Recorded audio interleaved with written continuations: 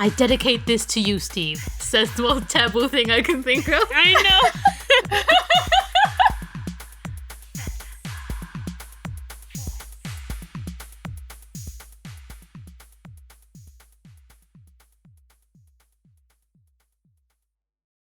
Hey everybody, welcome to Fess Up, where the Fess sisters help spice up your conversations with unique and thought-provoking questions. That's right, we're breaking the ice with a sledgehammer! Smash. My name is Amy Fess. I am the oldest of the Fess sisters. My name is Marissa Fess. I am the middlest of the Fess sisters. And my name is Ina Fess, and I am the youngest of the Fess sisters. Okay, so I'm pretty obsessed with the show Impractical Jokers. Mm-hmm. It's a great show. Yeah, We love to watch it. I've been forcing Ina to watch it with me in order. I say forcing because there's so many shows she would rather watch, but I'm like, Impractical Jokers! I do like Impractical Jokers a lot, though. Yeah, it's fun to watch it in order because they have running jokes that they bring back. Oh, we didn't even realize it. Yeah. Well, heck yeah. So anyway, I've been thinking about them a lot. They're fun, and I just feel like we would do that shit. We absolutely would do that shit. Right? Yeah. Okay, but Ina decided to Rule 34. Is it Rule 34? Yeah. She wanted to see if they had any porn fan fictions written about them. Not because I was sexually interested in them. I just want that to be said. I just sometimes get curious about things. It's fun to read bad porn based on random shit. So anyway, she looked it up, she read a few, and then she admitted to me that not from the show. Why do I tell you? Not from actual Q, but from reading these fan fictions, she developed a romantic crush on Q. Which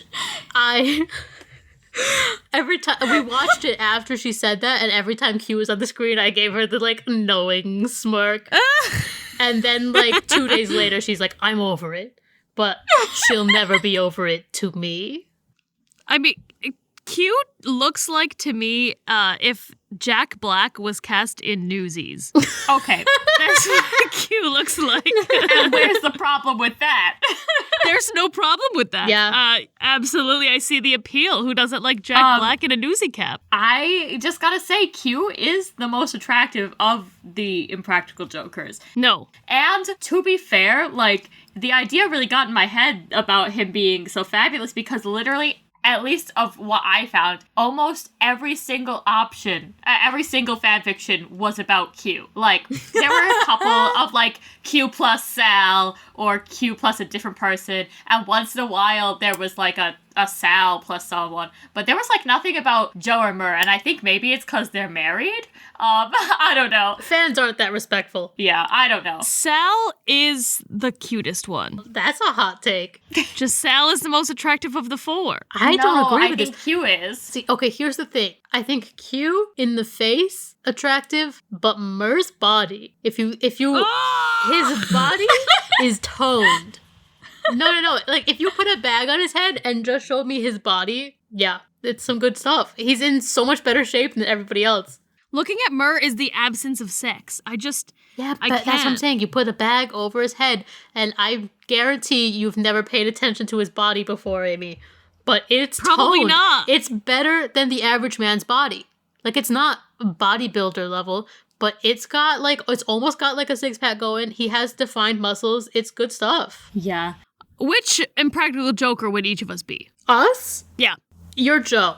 Yeah, that feels right to me. Joe is the funniest in my opinion. He's got the least inhibitions, which makes him very Amy. Mm-hmm. He definitely has the least shame. He has the least shame. Like, he starts making even more embarrassing jokes. Like, they don't even tell him to say these things, but, like, they've told him one embarrassing thing, and he runs with it and makes it even more embarrassing himself. That's me on this podcast. Yeah. Well, also Ina. But It's really Ina. Ina just tells us all her secrets. Yeah, Ina's not good about secrets. Ina's like, that secret is hilarious. Let me not have it be a secret anymore, even though it's at my own expense. Yeah. But I would say Ina is Mur. Ina gives me Mur vibes for sure. Right? Like, there's a quirkiness, there's a confidence. Mur's always like, I have a foolproof plan. He always says that. And also, he caves a lot, but not as much as Sal. She's not full Sal level of just like quitting, but she's close with Mur. But like every once in a while, he'll just like say something that no one thought he would actually be able to say, and I feel like that's Xena. Yeah. And what's you? Who are you? Q. I think it's Q, yeah. Well, Mer's is Q because Q actually does a really good job, but you don't expect him to. Yeah, you know? don't expect him to be good at improv, and then he's great at improv. Right. I feel like, for some reason, the person who people would romantically fantasize about the most out of us is probably Marissa. Not gonna lie. Why? I don't know, really? I feel like it. I'm too goody two-shoes. People are not into that. And then Amy's, like, too obvious of a choice. So they're gonna go with Marissa. I'm the mysterious choice? What? You're the mysterious choice. You're the one that people are gonna fantasize. You're the cookie that's a little too hard to crack. A cookie? That's not a metaphor. So that makes you desirable for fanfiction. What are you talking about? That's not a thing. You're gonna crack a cookie. I just feel like Marissa's the one they would write fanfiction about. I think Ina's saying if she had to marry one of her own sisters, she would pick me. Oh, shit. All right. That's not what I'm saying. I don't know. I think it is. That's what it sounds like. But like Q does a lot more stuff than most of them. Like he's second to Joe and what he's willing to do. And I think that would be me. Yeah, that's fair. Yeah, there's me who's just like, I often on this podcast just take the devil's advocate side because it's more funny. And I get hell for that shit. But, you know. Hey, the devils belong in hell. That's all I'm saying. Fair. I just know I would be the one losing the most. Yeah. But you're not Sal level of losing the most. Crystal would be Sal level. Oh, shit, yeah. I feel like Sal is, like, secretly masochistic about it. Like, he wants to be doing the crazy thing at the end. He likes punishments. He likes punishments, and he, Punish me, Daddy. he doesn't want you to know it, but he really wants to be that guy at the end doing the most embarrassing thing. Maybe. I hope we inspire more fan fictions. That would be Crystal, though. You're absolutely right. She's just the most sensitive. Crystal, welcome! Welcome to the podcast, Crystal. You got a mention. That hasn't happened in like several episodes. The last time he tried, she refused to answer the phone. Call her now. Let's see. Can Crystal be a part of the podcast? Here we go. This may be appearing on this podcast. Calling mobile. It's not gonna happen. It's not. How crazy would it be if it did? Your call has been forwarded to Rude! Once again, Crystal is miss not appearing on this podcast. Moving on from that embarrassing loss, if we were to do a marry, fuck, kill with the Impractical Jokers, Oh, God. Marissa mentioned it this one time, and it was hilarious to me. Marry, fuck, fight, kill the Impractical Jokers. We just needed a fourth option, and it feels like between, fuck and kill is fight. I think you're absolutely right. I love this. I feel like you guys are going to find my answers controversial. If you marry Sal, I will die. I'm not going to marry Sal. Thank God. She's gonna fuck Sal. I am going to fuck Sal. I can't believe you're gonna fuck Sal. I'm going to fuck Sal. And then I'm going to marry Joe. No offense to Sal, but he's first on my kill list. Like, Nah, I'm killing Mur. I'm sorry. That's what the Impractical Jokers would say, honestly. This is my list. Are you ready? Yes. yes. I'm going to fuck Sal. I'm going to marry Joe. I'm going to fight Q. And I'm going to kill Mur. That is my list. It's tough because I have a lot of reasons for these, but I feel like I would marry Joe also because he's the most fun. Uh-huh. I would fuck Q because he's the most attractive to me. I would fight Sal because he would lose. And I would kill Mur because he's got a somewhat toned body, so he might be a little bit scrappy in a fight. So might as well just kill him. That's fair. Okay, so yours and mine were like more similar than I thought they'd be. Yeah, they were along the same lines. I guess mine wasn't as controversial as I thought it was going to be, which does make me thrilled. Yeah. Gonna marry Q because he seems to respect women the most. And He also does. he's, they're all funny, so you're gonna end up with a funny guy. And like, also, I think he's the best looking out of all of them. True. And then, I'll kill Sal. Sorry, Sal. And then this is where it gets dicey. Yeah. The thing is, for me, Joe reminds me too much of a relative, so I have to fight him. So, and you know what? Mur has a good body, so I guess I'll sleep with Mur. Wait, so you have chosen, because he reminds you of someone that we know personally, you've chosen to fight him? Well, she's not gonna fuck him. Well, I don't want to kill him, and I don't want to fuck him, so it's fighting is the only option. I see, okay, that's fair. I will concede to that. Like, so, I mean, I love Joe. He's, fabulous, but I can't marry him, I can't sleep with him, and I can't kill him either, so. I want to let you know you would probably lose that fight. I feel like he's scrappy. Yes. I just feel like he could sumo you. Probably. Well, I don't need to win the fight. Well, enough about the impractical jokers for now. We could go on for hours about them. Yes. Maybe one day somebody will listen to this who's a TV studio exec and be like, oh, let's do an all-female impractical jokers with these Fess girls. Let's go. Yes. But until that day... I'd be so bad at that. Fess up pranksters, that's what we can call it. Fess up pranksters. But until then, we have to just make a livelihood off this podcast. So... Make a livelihood off of this podcast we create no revenue from. One day. This is not where our ads would go if we had any. Share this with your friends so we can have ads and make money. I just want everybody to know listening to this that this episode is special, okay? One of our first biggest fans who wasn't directly related to us is a man named Steve Red with 3 Ds. Steve Red with 3 Ds gave us our first ever fan question, and yet we could not air it at the time because it was for What Two Are You? We had not seen the show. And he sent multiple questions since, and we just decided that we care so much about Steve that we're gonna put all of his questions into one episode. So, this one's for Steve. Steve's episode. Steve For Red. Steve! This one's for Steve. Steve! Yes! You go, Steve Steve! Red. Yes, Steve. Steve! Thank you for your patience, Steve. So, without further ado, let's do our first Steve question. Woo. What love triangle in fiction would instantly be improved if it were a bisexual love triad? I mean, all of them, but let me think. Absolutely all of them. The most obvious answer that I just want to rule out right away is Twilight. I was thinking Twilight. But I just don't think that it would be improved because just they're not really compatible. Honestly, it's hard for me to pick a Team Edward or Team Jacob because I don't know that she's compatible with either of them. That's a hot take. Read Midnight Sun and you'll change your mind about Edward. That's all I'm saying. I used to be Team Edward when I was a kid and liked those books, but I don't know. Just as a grown-up looking in, I'm like, I don't know, all of these seem kind of funky. The thing about it, though, is that it should be a bisexual love triad. Jacob should be in love with both Bella and Edward. If the reason that he likes Bella is because of her egg, he should like Edward because of his sperm, too. Oh my gosh, you're right. Just saying, Wow, that is true. It needs to be a bisexual love triad. Yes. It makes way more sense that way. Oof, that'd be great. They both got that Renesmee DNA in them, Jacob definitely is the most likely to be bisexual of the 3 of them. Yes. But I don't know, I just feel like Bella can't mentally handle more than one partner. I think she's too, I don't know, she's too awkward. Well, that's why it's a bisexual love triangle instead of just a polyamorous group.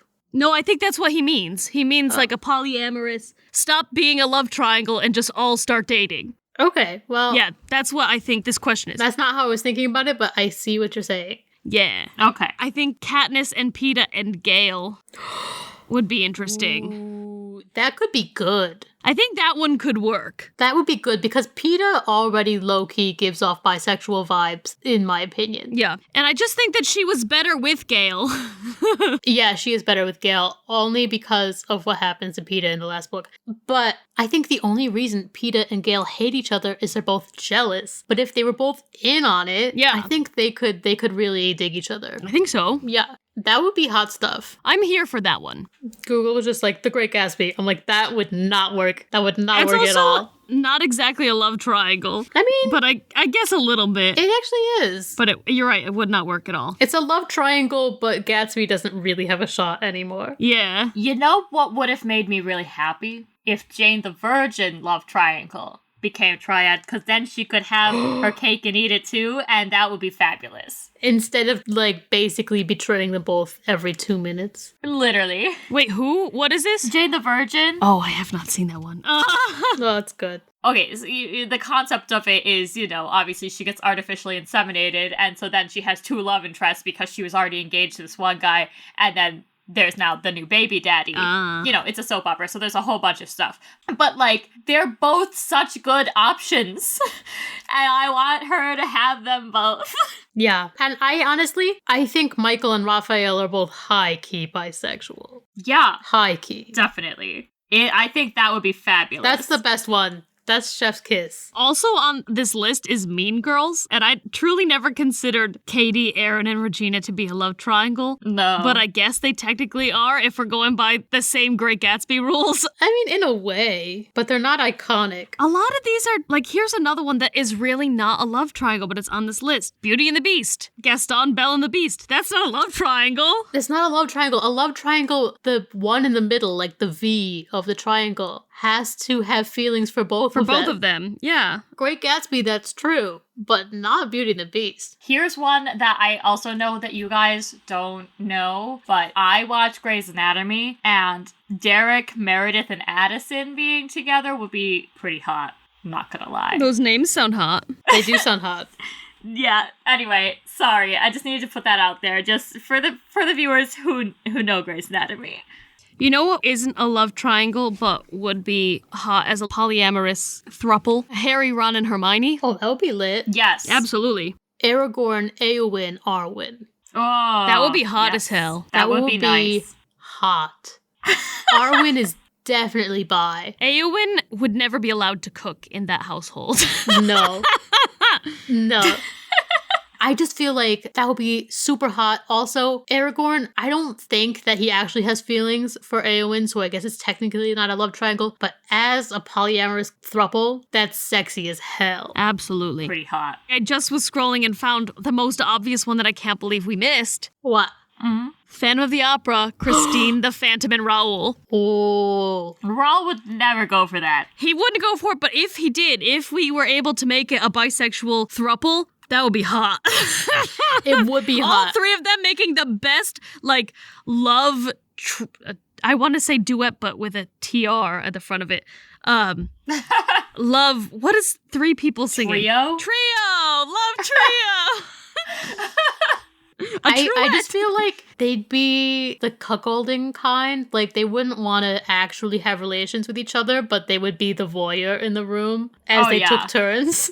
Voyeurism, That is the Phantom's thing, as being a voyeur, but I also think that if they ever did something, the Phantom would, want to be the dom for both of them, and so it would be Raoul having to eventually accept that he can't be the dom, because that's the only way that they're all going to be a thing, is if that's very the true. Phantom is allowed to dom the other 2. Here's the thing, though. Raoul isn't a dom. He thinks he is, but he is not. Yes, you're absolutely right. He's like a brat. He literally tells Christine, hey, I know this sucks, but you have to, everything is on your shoulders now. You, the victim in this scenario. We're all gonna watch and dangle you as bait. Absolutely. That's not a dom. Oh, that's hilarious. You're absolutely right. Yeah, no, Raoul is not a dom. I think that would be a very kinky BDSM relationship, because we already know the Phantom's good at knots. Oh, yeah. I feel like the BDSM would be Phantom and Christine, and then Raoul would be there for the aftercare. Yeah. He'd definitely be there for the aftercare. I think that eventually it would be a long and dramatic struggle, but eventually the 3 of them could be harmoniously in a BDSM thing. Yeah. That's my number 1, I think. Now that we've discovered it, that series would be improved if they could all just be happy together. I just want to see Arwen and Éowyn kiss. I'm here for that, yes. I have another, and it's another one. I watch a lot of shows with love triangles. You do. So I'm sorry, I know you guys haven't watched this one either, but for the fans, never have I ever, Davy, Paxton, and Ben, why can't she have them both? She should have them both. It needs to happen. Thank you very much. I just thought of the worst one. Oh no. Oh no. Go right ahead. It would tear a hole in the fabric of the universe. But Oh no. Marty McFly with his parents. He would become Martioli. Oh, that's so good. Oh, that's so good. The thing is, his parents would have been so into that. I know. They literally named their kid after both of their lovers. Yes. You cannot tell me that his dad did not have a major crush on him. Absolutely. Absolutely. That would take zero work. The only problem is that they're all related and it's like the most taboo shit. That would make it some very popular porn, though. Yes. If Marty didn't know that they were his parents, they would have gone for it. I feel like it would have happened. Like, absolutely. Yeah. That's the pinnacle. I think that's the answer. C1. We Yes, can stop now. That is it. yes. Does that satisfy you? This one's for Steve, Marty, and Wyatt's parents. This is for Steve. Steve Red, do you like that answer? Steve, you're welcome. I dedicate this to you, Steve. Says the most taboo thing I can think of. I know. I think it's time for a bit. A bit. A bit. A bit. A bit. A bit. A bit. A bit. Bit. So this bit is called Marry Me. Ooh. In this bit, we discuss what fictional characters would be like as a spouse. Or celebrities, right? Fictional characters. It could be a celebrity. Yeah. Okay. Just somebody that we have no way of knowing what they're actually like as a spouse, and we just speculate. Amazing. Who should we start with? We gotta bring it back to Q for a second, because Ina was very into that. Q!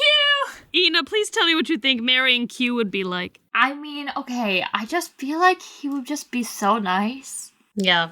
And I just need someone to be nice to me. He's gruff without being toxic masculine, and I Yeah. think that's a hot combo. I just feel like he would be so appreciative of me. You know? Like, not because I'm fabulous, but just because he just, if he's gonna be in a relationship with someone, he's just gonna love him so much. He's an enormous feminist also. Mm-hmm. Like, anytime the Jokers try to get him to do anything remotely rude to a lady, he gives up. He won't do it. He respects women way too much. Also, Ina would love how much he loves cats. He does love cats. So you would have a bunch of Ooh. cats in your relationship. It would be great. I just think that he would be a really good husband. And the fact that he was basically left at the altar once is awful. He did not deserve that. Yeah, that's atrocious. No. Did that really happen in real life? Yes, Yeah. it did. What? Poor I baby. know. They had the whole wedding planned and everything, and like 2 weeks before the wedding, she ran off with someone else. Yeah, she had an affair with a policeman. Yeah, he was a firefighter. This is the most despicable thing you could do to a person because not Literally. only are you cheating on them, breaking their heart, or whatever, it's just like the worst time. Like, couldn't you have decided to break up with him and run off with somebody else when you hadn't put down deposits on all of the fucking venues? Thousands of dollars. Like, you've sunk so much money and then broke And up. a Like, year that's of the worst. stressful planning, I'm Yes! I know. Absolutely. It's so sad. Poor Q. He deserved better. He deserves to have someone to love him. Do they talk about this on the show? They made fun of him for it. Very, did. very, I was sad. savagely. I was very sad. It was a punishment. Thank God he's got a good sense of humor because Exactly. holy fuck. I mean, they're also, I think, the best of friends, so I Yeah. think that's something you can get away with when you're, like, best friends with somebody. I'm sure they were there for him at the time, but Oh, now yeah, they make fun of him definitely. for it. Now that the wounds have healed. I Right. mean, he did. They did say how he proposed to that fiance, and it was hilarious. He hid the ring under a pile of trash. Oh my God, what? Will you marry me? Yes, we'll go clean the juices out of this ring before we take photos. Literally. Gross. But you know what? I would be okay with him proposing to me He's a bit of a hobo man. with a pile of trash. But here's the thing. Ina is also kind of slovenly, so it would work. It would work. Slovenly. I am slovenly. You're correct. Oh God. We are the impractical joke. Like, look at us making fun of Ina for being slovenly. That's just as bad. I mean, I am also slovenly, so I can't Yes. talk. Yes, we are slovenly. You two little gross gremlins over The there. slovenly sisters. We're the Pigsty Sisters. Okay, who else? Bambi. Bambi. Bambi. Yeah, what would Bambi be like? We see him a lot as a child, and he's kind of a doof. We don't see a whole lot of him as an adult, but we do see him, like, fight a dude. Well, okay, but that's dear culture, is to fight for your lady. I'm saying that was kind of sexy. Oh, I Amy see. is attracted to Bambi. Hot He take. fought a dude for his lady. Like, that's pretty... To be honest, I feel like he becomes an absentee husband and father like his dad because that's how deer are. No, but here's the thing is I don't think so. No, I think he Because- was too scarred by it. Yeah, he was so scarred by it, and just like the whole movie, you see how kind-hearted and friendly he is. Yeah. And he loves Feline so much. I don't think he could do what his father did. Like, sure, he becomes king of the forest or whatever, but I think... Great prince of the forest. Oh, prince of the forest, sorry. Yes. He becomes prince of the forest, but I think he's also an attentive husband, an active father. Yeah, I think that he does better than his dad. I think that he shuns deer culture. I mean, and I don't even think that that's super deer culture, is it? I don't know much about deer. It's portrayed as that in the movie. Yeah, but like, I think that in real life, I've seen deer that appear to be male walking around with wives and children. No, here's the thing. Males are kicked out. So if you've ever seen an adult male with a bunch of females, it's actually one of their sons who has yet to be kicked out. Oh. Yeah. I did not know that. Yeah, they kick them out to protect their kids. I do know that there are females who grow horns, so I thought that maybe that was going to be it. That could have been it too. It's not like super often that happens, but it is possible for a female to grow horns, I've heard. That's pretty sexy. What a butch. Right? We're into it. But yeah, no, I agree with Marissa in that I think that he shuns deer culture. He doesn't care. He becomes Great Prince of the Forest and a good daddy and father. Yeah. I accept this. I want that to be the case. It is. Let's do one more. Ron Swanson. Ooh. Okay, well, here's the first thing, is he is also a great father. Like, he's a stepfather, and he's also toxic masculine, kind of. Yeah. But he allows those little girls to dress him up like a princess and put makeup on him and, like, play tea party. Yeah, we, like, get a glimpse of him in a sort of relationship, and he kind of, in secret, is a 180 from what he's like in the workplace. Yeah, like, he puts up a macho front. Yeah. But I think he's deep down a very respectful man, tolerant of a lot of stuff. Like, he's just not going to make a big deal out of it. If he's not into it, he'll just silently accept it. Yes. I think he's very punctual. He definitely needs his own space and will respect you if you need your own space. But I think that he's also willing to be there for people, only the people that he likes. But he's willing to be there for them. He's got a big heart. Yeah, he has a big heart that he hides in a block of ice and he keeps locked in like 3 chests and has swallowed the key. So you like, you gotta go fishing. You gotta go fishing, but once you open that shit, definitely somebody that you would not expect to be a good spouse. But I think that he would be a good spouse. Definitely. Also, if you ever need something done and it's not getting done, he's gonna go take care of it, and that's good. He can serenade you to sleep with his smooth jazz, and then he can build you a better bed if you can't sleep because of your fucking bed. So...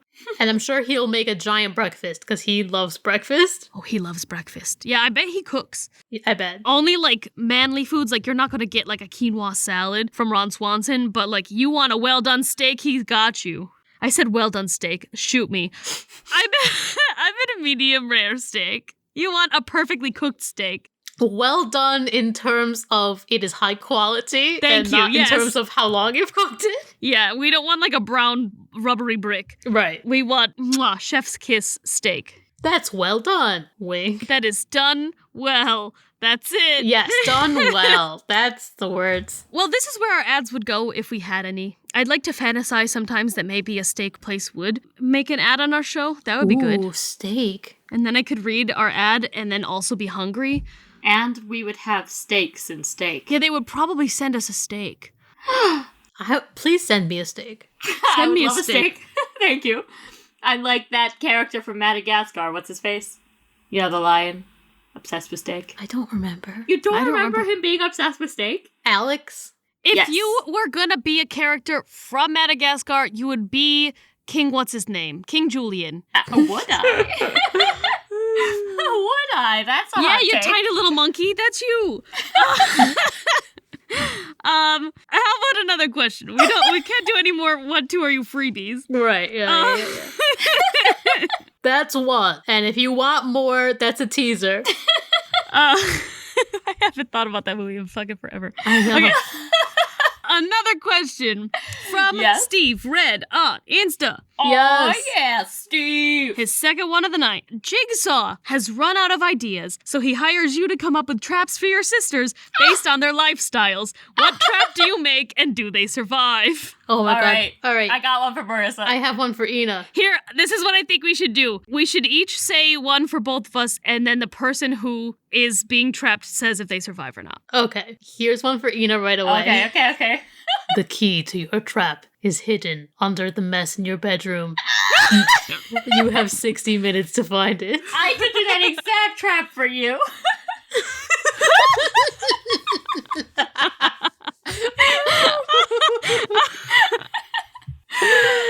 I would die. Me too. I would lose. I would lose focus too hard. I'd be like, let me just shove all the stuff in the closet. No, he hit it good. Like, you have to also clean it. That's part of the rules. Yeah, I didn't say that part. It's gotta be something like the floor is lava or some shit, like literally, and you have to actually put your stuff away to like reveal places to step, and then also find the key eventually that's in there. Or every minute that you have not cleaned up enough, like 2 bolts slowly drill closer to your skull. I feel like that would be bad because you couldn't move much, but 2 puffs of like a poisonous gas in the room. You could move because like there's a trap like that. I don't know if you've seen the movie yet, but it's like, oh, maybe not. It's basically like a headband bolted to your head, and the screws go closer and closer into your skull. Oh. Yeah. So it's movable. Okay. If it's just on your head like that. Okay. Yeah, it's like basically a trap hat. A trap hat. I like it. All right. I got one for Marissa. You have to make a 5-course meal for you and your family. And the room that you're in heats up periodically. And if you don't make the food, then you get baked alive. Are they providing me with recipes and ingredients? Yeah, you just have to do it. Yeah, okay. Yeah. You just have to do it. And that means you have to use the oven and stuff. Okay, here's the thing. If the room itself is heating up and becoming an oven, I can use a goddamn oven and I'll do it. Like, I think I would survive that one as long as they're not also testing for quality. Yeah! Like, if someone was going to kill me, I could cook a 5-course meal. I could do it. I can follow instructions. I just don't like to. I'm just like imagining you finish this trap, you escape, everything is well, you feed it to your family, they go and dig into the omelet, and then they start crunching on eggshells, and they're like, are there eggshells in this? I did my best. I was under a lot of pressure. What about me? Solitary confinement. I live that every day of my fucking life right now. Also, there's no challenge in that. Like, the trap has to have a goal. Just lock her away. I don't care. Yeah, right. Cask of Amontillado, that bitch. I think for Amy, it would have to be an hour of high-intensity cardio. Oh, fuck. Exercise. Oh, shit. And also some push-ups. As long as you're doing the exercise, the room is not filling up with water. And it's like a short room, right? Like the ceiling's kind of low. And oh, no. every time you stop for a break, starts filling again. Oh, no. Oh, no. Oh, no. I think that would be really hard for me, but I think that I would be able to push through. Like you said with your cooking one, if like my life is on the line, I think I could push the fuck through, but it would be truly taxing. She would never exercise again in her life. No, probably not. The lesson would not be taught. Yeah. Appreciate your life. Appreciate your body. It is a temple. And I'm over here like, and then I get out, I'm like, my body's a temple. I'm never treating it badly again. And then the next time we see her, it's on My 300-Pound Life. Yep, probably. Or is it 600? I don't know. I guess there's not a 300 TV show. But if there were, that's the one she'd be on. I am glad you think I would only get to 300 pounds and not 600. You wouldn't get to 600. I haven't done one for either of you. I have one. Okay, for Marissa. The trap is your phone is glued to your hand, and the only app you can access is Tinder. Oh, no. You have to be constantly swiping on people to keep something from killing you. Like maybe your other arm is twisting this whole time. Oh, God. And the whole goal is you have to actually set up a fucking date with somebody. And go on it. Do I have to also have a meaningful conversation and reply to everyone who messages me? Because Yes. Well, you just gotta create a date with somebody before your arm falls off. So you probably are gonna want to do that for the first person who messages you. Oh, okay. Well, I think I could do that. I think if the challenge was instead everyone that messages me I have to reply to and at least attempt to have a real conversation with, I would die. I think if I just have to set up one date, I would definitely live. Okay, that's good to know that if the circumstances change, the outcome would also change. Interesting. Yeah. Okay. I want to say for Ina, it would be something that she hates. Something along the lines of putting herself first. Aw. I don't know the exact way to do this. Like, I don't know the exact scenario, but that would be the lesson, is to try to put herself first for once. So it's the opposite of there's this one trap that's a rib crusher, and it's you versus a stranger, and you have to hold your breath, and the second you breathe in, it starts crushing your ribs more. So you have to hold your breath as long as possible, and you have to hold your breath longer than the stranger. And the lesson of that one was supposedly like if you had let the other person win, it would have let you both go. Oh. Yeah. So the lesson of that is to not be so selfish. Right. But we reverse it for Ina. Okay. So if she puts herself first, they both actually live. Okay. And this is a stranger. The stakes are lower for you because it's not like one of us. This is a complete stranger, but they look pretty nice. And they look pretty nice, but you could tell that they're a straight white man. yes, They look like a nice straight white man, but it's still, you never know with a straight white man. it's a straight white man that looks like he could be a Q. I would lose and we would both die. I know for a fact that I would not let someone else die when I would die and then they would live. Like, when I thought that, you know? Yeah, you would let it kill you, and then it would be like, okay, then you're both dead. Yeah. Hisky tisky. I would lose. I would not do well in a saw trap. That's fair. Ina, you have to give me one. I don't watch Saw movies, so it's harder for me to think of them. It's less like having watched Saw movies and more just like what's a character flaw and how would you fix it through violence. Yeah. Like Marissa's like, hi, you don't work out enough. Let's flood the room and see if you'll finally work out. I'm not good at violence, and I like to focus on the positives of my family. Let's create one together with Ina. Okay. For Amy. Excellent. Okay. I could definitely see a character flaw for me being trying to entertain myself with people that are real and trying to call people all the time to try to make myself feel better. I think that's what I was trying to get at with the making you be alone thing. Yeah, I think that was your like first idea. Right, okay. So running with that idea but making it an actual saw trap. Let's do that. Okay. So Amy is alone Uh-huh. and her phone is within reach. Okay. And a computer. If I pick up my phone, then I will set off a fucking bomb and die. Oh, I have an idea. All right. Okay, Amy's alone. Oh, shit. Her phone and her computer are both available at the other end of razor wire. Oh, God. If she sits quietly there the whole time, then she'll just be released. But if she goes for her phone, she probably will die. I think the only stimulation in the room is a tick-tock clock. Oh, shit. So, okay, question, how long is it? Because if it's 24 hours. Yeah, I'm not making it. If it was like 1 hour or maybe even, I think I could go up to like 3 hours and then it would be too much. I could maybe do like 8 hours if they let me sleep. If I'm allowed to sleep, then I could maybe do max 8 hours. Wait, 8, 9, 10, 11. I could do max 11 hours. I think I could do 3 hours awake without trying to go for my phone or computer and 8 hours sleeping. After that max point, I'm out. I'm dead. I'm trying to go for my fucking phone. I mean, the problem with the razor wire is they make it look like you maybe could do it. Yeah. But if you do, you'll end up like that guy in the first film. Yeah, pretty much. That guy just ran full force into it. Like, he didn't even try to, like, weave. No, they were like, you can crawl to freedom or whatever. And that guy was like this? Just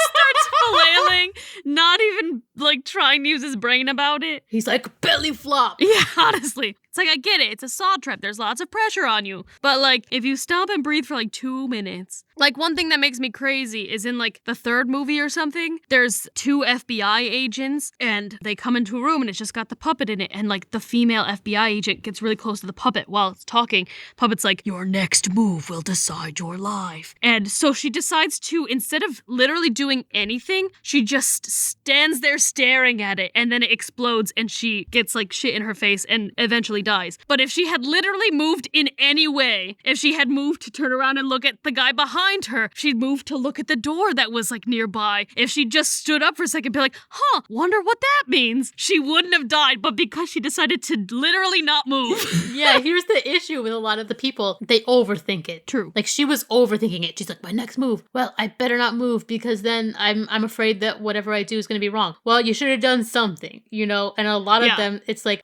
instead of taking the riddle at face value, like, get the fuck out. Instead of trying to fucking scramble out of there, they're like, what does he mean by this? It must be a riddle. And it's like, it's not. Get the fuck out. I think they also don't realize that, like, Jigsaw is not a riddle guy. He is a pun guy. It's puns. Going in there, you gotta think, what is the fucking pun here? Oh, his pun is my next move will kill you? Maybe I move then.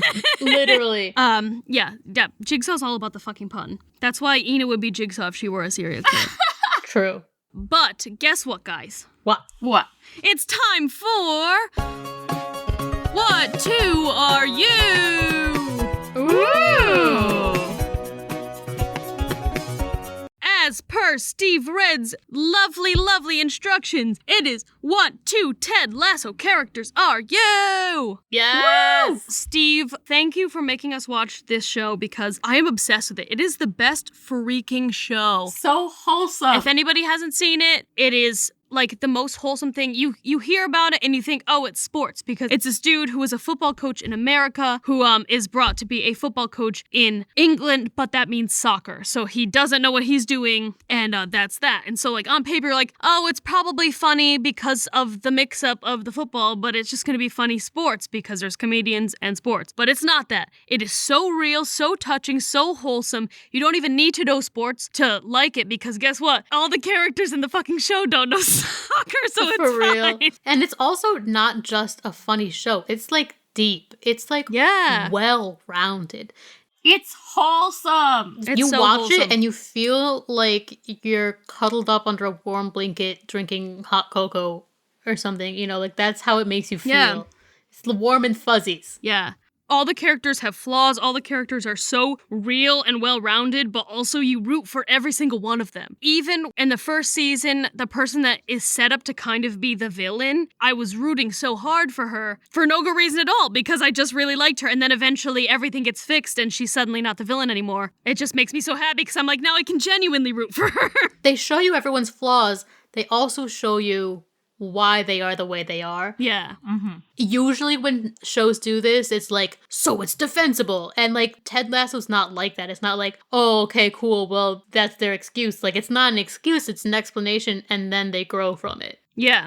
So, such a good show. And I think we should do this What Two Are You a little different, because I think, if I'm remembering correctly, each of us pretty much has like 3 characters for the other ones already that we think that they could be. So let's just say the 3 characters for each of us and narrow it down to 2 of them. Okay, well, this is a new method. We're trying it out. A new method, just because we're so extra prepared, because we were so excited to do this What Two Are You. And it took so long because we had to buy Apple TV first. Yeah, it was a whole thing. I'm going to start with Marissa. Okay. So I think Marissa is either Rebecca, Coach Beard, Roy Kent. And I really like Rebecca and Coach Beard the best. But that's just me. I feel like we do stereotype Marissa as the loud, angry one a lot. The But thing is, Amy, you're Roy Kent. oh, shit.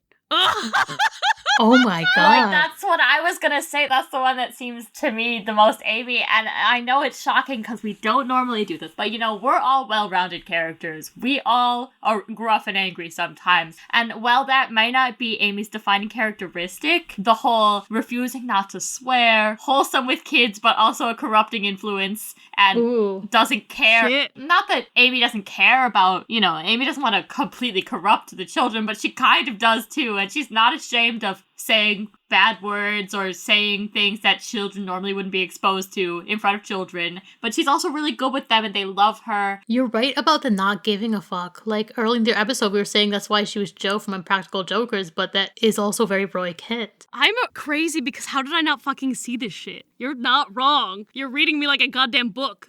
Amy is Roy Kent, and like the reason we didn't see that shit is because we normally attribute anger to Marissa. Marissa's rage is unparalleled when she's angry, but to like, be fair, like, Marissa is actionable in her rage, in which, like, when she gets mad, she's like, I'm gonna curse you, or I am gonna imagine bad things happening to you. And Roy Kent just, like, screams at people. And I do kind of, when I snap, just, like, get mad and yell. I'm not confrontational. I take out my anger and imagination. Yeah. Yes. Amy, she will lash out at you a little. I do lash. But then also, like, Amy is really skillful and stuff, and she knows what she's doing most of the time.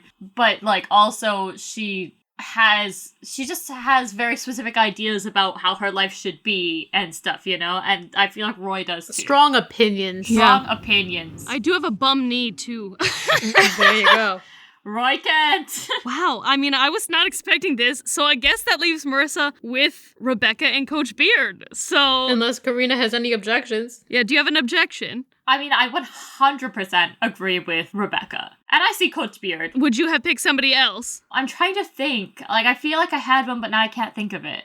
I will let you think while I say Rebecca, because we both agree on Rebecca. Okay. Marissa is definitely Rebecca. She's boss-ass bitch vibes. She's the villain I was referring to earlier in the first season because she, like, hires Ted Lasso because she's trying to make her ex-husband's football club fail. She wants it to fail. That's, like, her whole thing. And I think Marissa is the kind of person who, if she were to get revenge on somebody and actually do something actionable, she would want to do it that way. Like, a roundabout, I'm still being nice to your face, but I have control of your precious club, so I'm gonna run it into the ground because it means nothing to me. I think that is her brand of revenge. She's a hottie. She sings so fucking good. True. She loves sweets. She loves sweets. She's independent and, like, she can sometimes be hard to get close to. She also has a weird situation with dating online. So I thought about it, and you know what? Coach Beard does make a lot of sense for Marissa. I mean, starting off, he is a ginger. He's on the spectrum somewhere, and Marissa's on the spectrum somewhere. He is one of those who, like, will come out with the perfect thing to say or the perfect joke or zinger or one-liner sort of out of the blue. Like, if it's me, I'm gonna be babbling and just being crazy, and eventually something funny will come out of my mouth. But Marissa, boom, zinger, it's there. Also has random facts about everything. Marissa, like, knows a little weird thing about everything. Yeah. Also prefers to be alone. He's definitely, like, an introverted guy, but he does have, like, a sort of intimidation rage that Marissa can have. Yeah, but he's also very good-hearted. And he's a good friend, and he only has a couple of friends. Yeah. But he's very close to them. And, like, when there's, like, a scenario with a lot of people around, he is more of a listener than a talker. And I know I talk a lot on the podcast, but, like, when there's a lot of people, I tend to be more of a listener. Yeah. I just want to add that he is a supportive friend for sure. Yeah. And I think that's a very important quality that Marissa has. All right, I love it. Also a questionable dating history. Yeah. Very, very Like, weird. once again, Weird got with weird dating. online dating situation. Yeah. In a totally different way. And I don't know that it's the same way as Marissa, but if you boil it down. It's not something that I've been through personally, but I can see the weirdness I can relate to. Yeah. So the ones I was thinking for Amy did not include Roy Kent, but because he's there, I'll list the other ones. I was also thinking Sassy,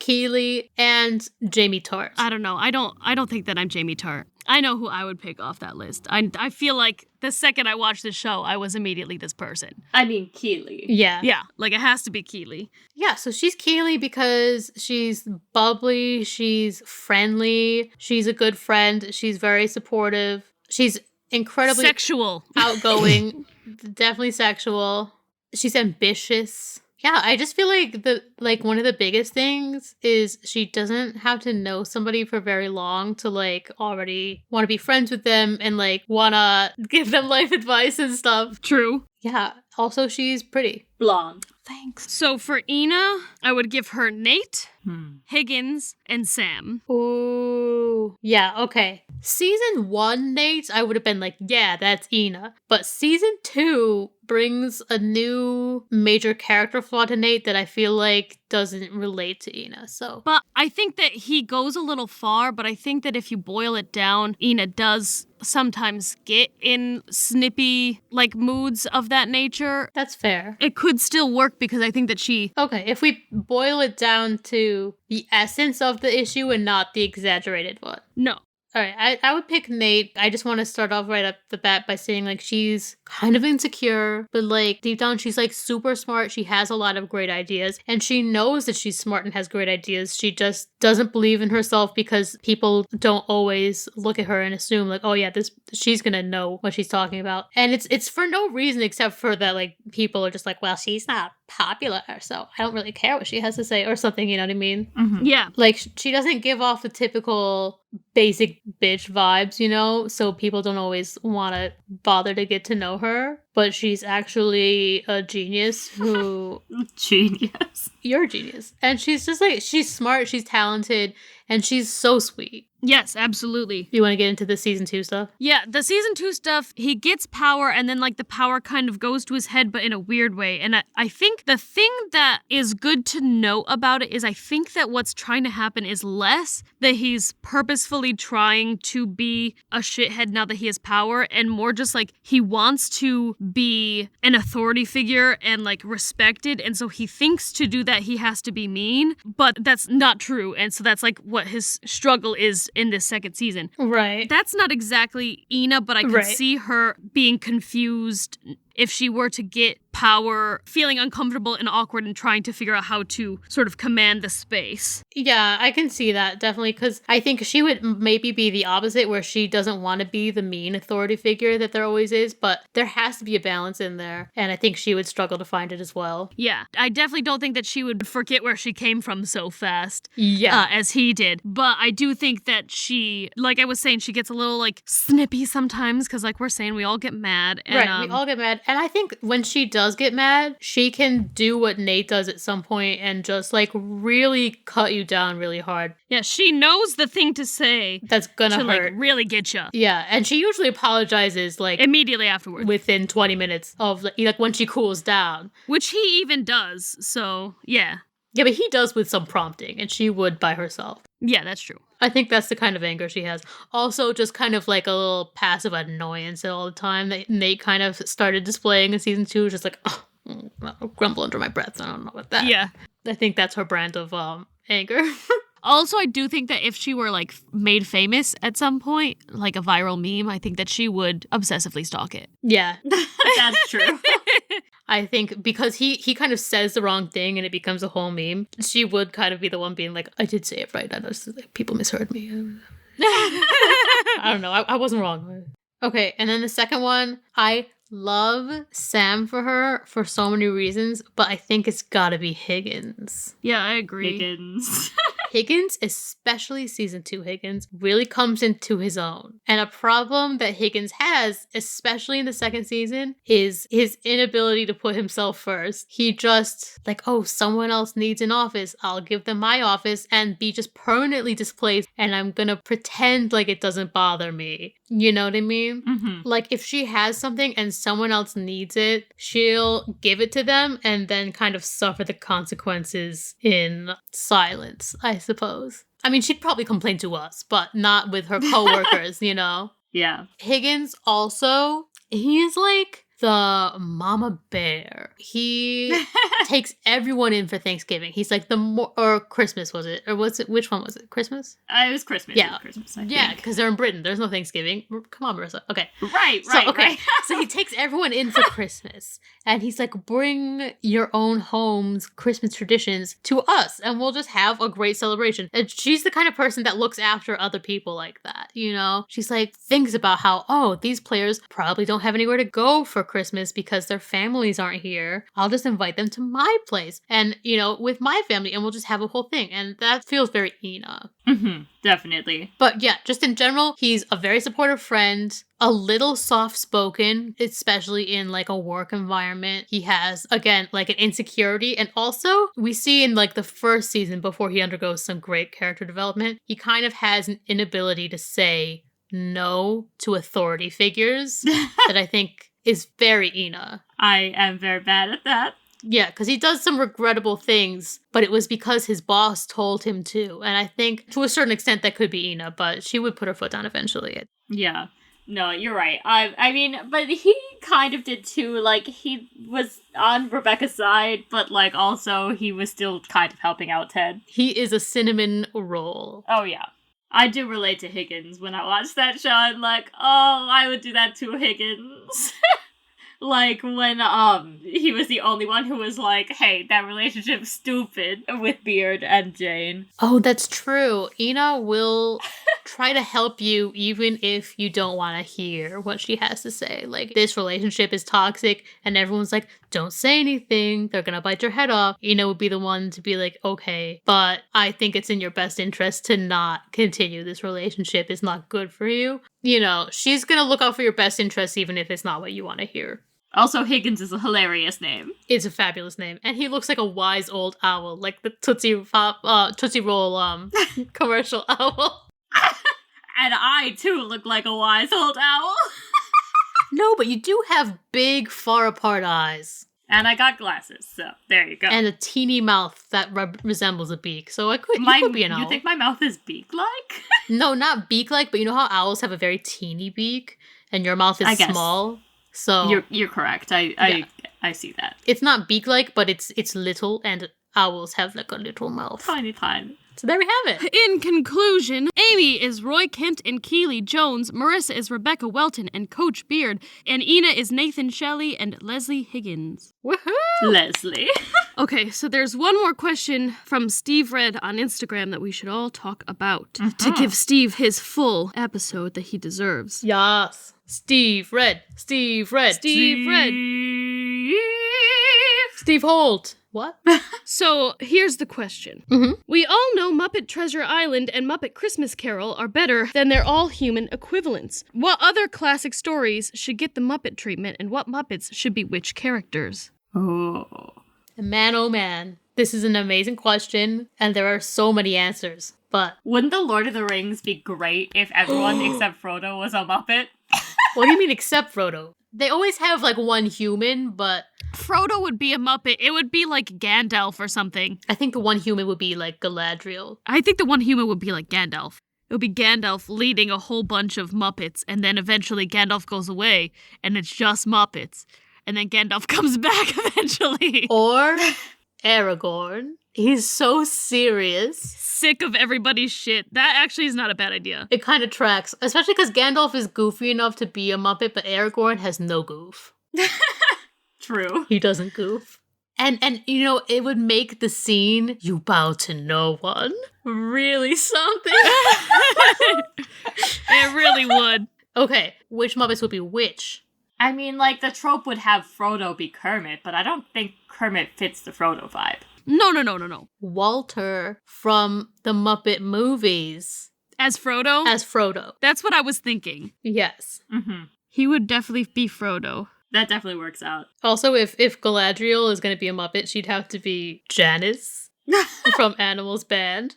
Yeah. I feel like they would gender bend Legolas to be Miss Piggy. Yes! Yes! Oh my god, that would be hysterical too. Okay, Gollum would be Pepe the King Prawn. Oh my god, that could be something.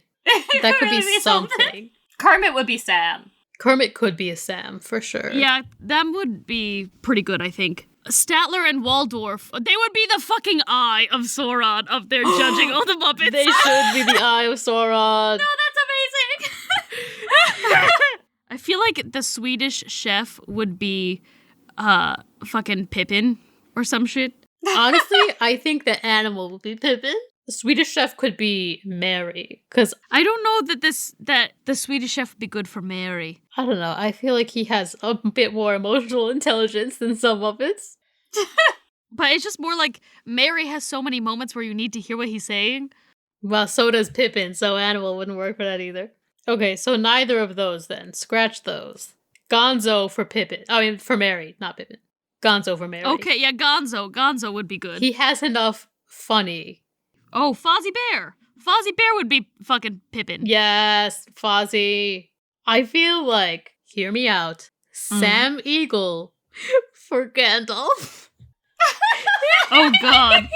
He has the right kind of like gruff seriousness. Like, everyone get it together. That's I fair. felt like Sam Eagle would be Gimli. Gimli's too rough and tumble. I can't see Sam Eagle being like that. You could be Sam Eagle for Boromir. So not for Gandalf then? I like him for Gandalf, but he could also be for Boromir for a similar reason. Fair. Did we make Rizzo the Rat anybody? No. No. He would be Gimli. Yes! Yes, he's so opinionated and he's small, so the size jokes still work. Yeah, and he's just like sassy. Very sassy. Like, imagine him and how much he would annoy Miss Piggy as Legolas the whole time. Yes. Okay, but what if Sweetums was Gimli? I don't know who that is. Sweetums can't be Gimli. He's the one that's like full-size person in that monster costume. Oh, yeah. He's definitely somebody. Also, Rolf has to be somebody. Can Ralph be Arwen? That would... I feel like Rolf would be the dad. Elrond? Yeah. Who would Arwen be? Camilla the chicken. I don't know. Miss Piggy would want to be Arwen, but we've made her Legolas. She's Legolas. It's a done deal. They don't have enough female Muppets. They truly don't. We could cross-dress another person. Cross-dress Beaker? Can As we? Arwen? Because they, Yeah. honestly, it's a good commentary on Lord of the Rings because they make Arwen so insignificant. Yeah. Also, I think if we're doing that, then that means that Elrond has to be Bunsen Honeydew. Yeah, definitely Bunsen Honeydew. So is Sam Eagle Boromir or Gandalf? I put it to you like this. Who could be a better Gandalf? Sweetums. I don't know. Yeah, I think it's gotta be Sam Eagle. So, like, if we're gonna make him Gandalf, who is Boromir? Uncle Deadly. Uncle Deadly? Uncle Deadly. Who is that? He's the blue dragon Oh, yes! villainy looking guy. Oh, yeah, sure, that's fine. Yeah, like he's usually cast as villains, right? I like but it. he's very comedic. So I think he could be, initially very villainous, and then slowly character development reveals him to be a softie as Boromir is. And that's kind of how he's portrayed anyway. I like this. Me too. Okay, I'm for that. So there we have it. All right. That's fabulous. We have done it. We've solved all of the problems of the Muppet world. So, that being said, that is all the ice breaking we can do today. I don't think we can possibly break any more ice for Steve. If you'd like to send us a question like Steve Red on Instagram did, message us on Facebook or Instagram at Fess Up Podcast. Send us an email at fessuppodcast@gmail.com. Tweet a question at us at fessup_podcast. And don't forget to use the hashtag UbFest. Send us new questions or let us know what happened when you used our icebreakers with your friends. Share our podcast with everyone you know and get the word out there about your 3 wacky friends. Woo! That's it for me. I've been Amy Fess. I've been Marissa Fess. And I've been Ina Fess. And I think that the giant eagles in Lord of the Rings would be big old Camilla the chickens.